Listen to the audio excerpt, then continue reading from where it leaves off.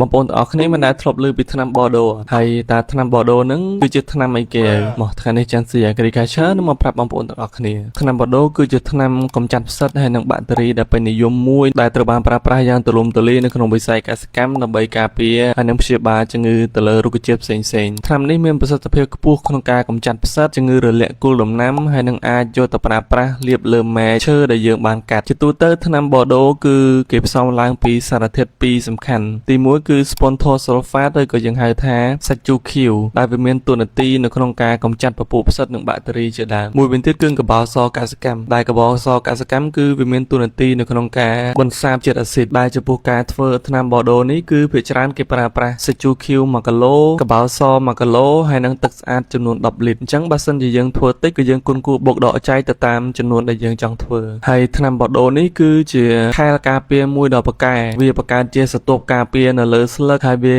កម្ចាត់ជំងឺផ្សេងៗដូចជាប្រភេទជំងឺហូរជ័រហើយនិងរលួយសបកជាដើមហើយចំពោះថ្នាំបដូនេះគឺនៅពេលដែលយើងលីភ្លាមយើងត្រូវប្រើភ្លាមគឺយើងអត់ទុកឆ្លងកាត់យប់ទេនៅពេលដែលយើងទុកគឺវាធ្វើឲ្យកកខូចគុណភាពរបស់ថ្នាំបងប្អូនទាំងអស់គ្នាចង់ដឹងអីគេទៀតអាចចុច follow បាន